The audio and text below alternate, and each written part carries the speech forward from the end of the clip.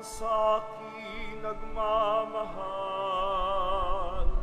tutupad sa aking aral, ama't ako'y mananahan. Hallelujah!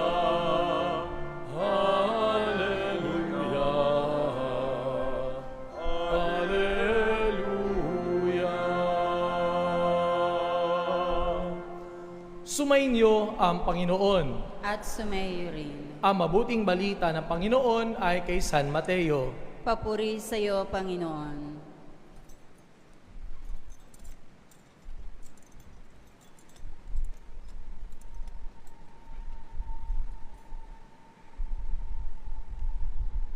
Noong panahong iyon, sinabi ni Jesus sa kanyang mga alagad, "Pag-ingatan ninyo na huwag maging pakitang tao lamang ang paggawa ninyo ng mabuti.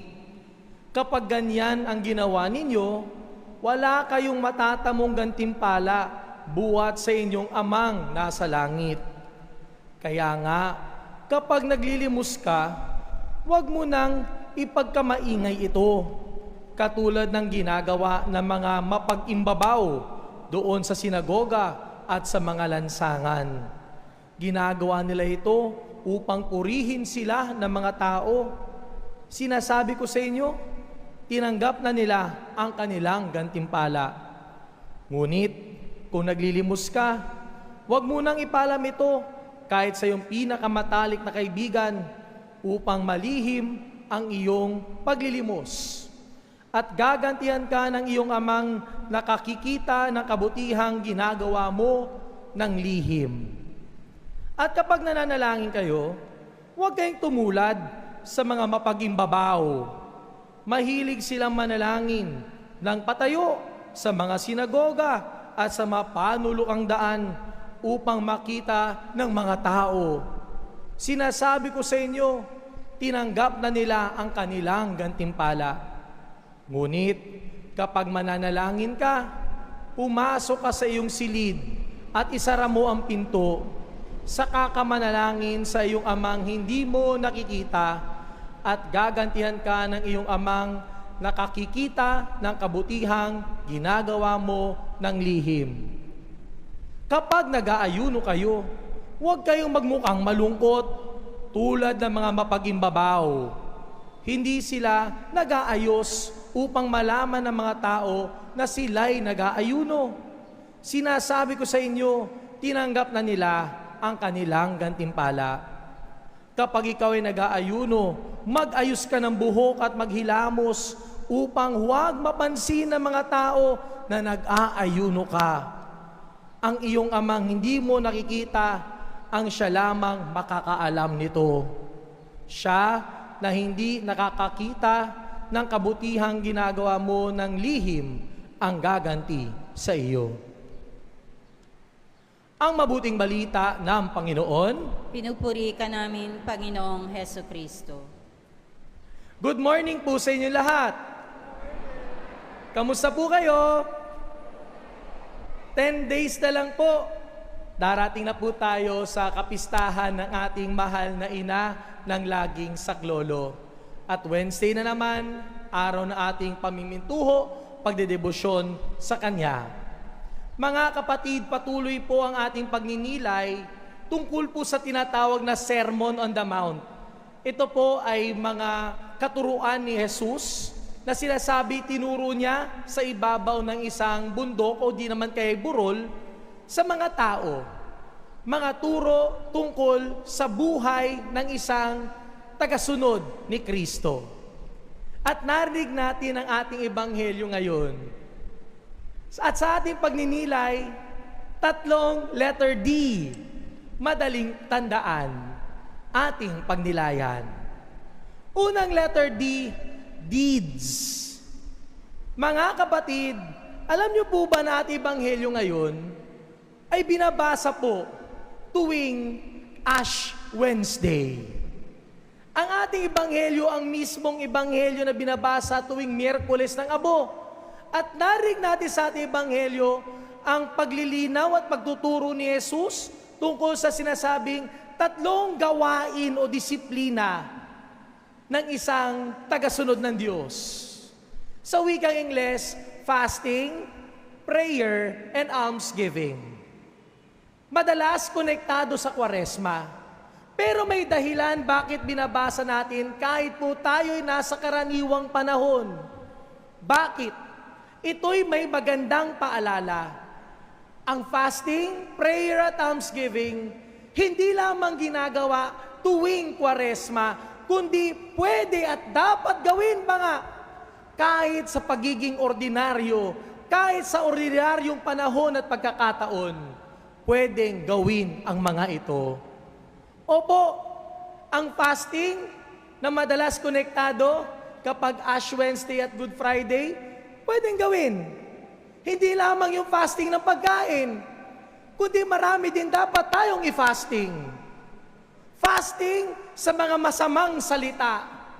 Fasting sa panghuhusga. Fasting sa mga hindi tamang pagtingin sa mga tao. Fasting sa mga pakikipag-usap na hindi maganda at tama. Prayer. Hindi lang po tayo nananalangin kapag may special occasion. Ang panalangin kahit sa ordinaryo, kahit sa pang-araw-araw, nananalangin tayo, kumukonekta tayo sa Panginoon. Gayon din po, yung almsgiving. Hindi lamang tayo magbibigay ng limos, magbibigay ng tulong kapag may sakuna, trahedya. Ngunit kahit sa simpleng pamamaraan, sa araw-araw nating pakikisalamuha, pwede nating gawin ito. Yan ang tinuturo sa atin. Ang gawain ng fasting, prayer at almsgiving, hindi lamang sa mga napipiling panahon, kundi sa lahat ng panahon, sa lahat ng pagkakataon. Deeds. Pangalawang letter D, display. Si Jesus nagbigay ng babala sa kanyang mga alagad. Mag-ingat kayo. Baka mamaya ang inyong mga gawain, fasting, prayer, thanksgiving, ay maging panlabas lamang, pakitang tao lamang, maging display lamang, para makita at ma-appreciate ng tao. Ngunit hindi para sa puso nito. Mga kapatid, lalo na po sa panahon ngayon, ng social media, kung saan maraming gustong mapansin, kung saan marami rin tayong napapansin, at umamin na tayo, na-highlight ang ating pagiging kulang sa pansin. Gusto nating makita. Sa totoo lang, maganda naman na nakikita na may ginagawa tayong maganda. Pero maging maingat, baka mamaya pansarili lamang ang mga gawaing ito. At tandaan natin, ang lahat ng ginagawa natin para dapat sa ikawawalhati ng Diyos, hindi sa pag-aangat ng ating sarili. Kaya magandang usisain ang sarili.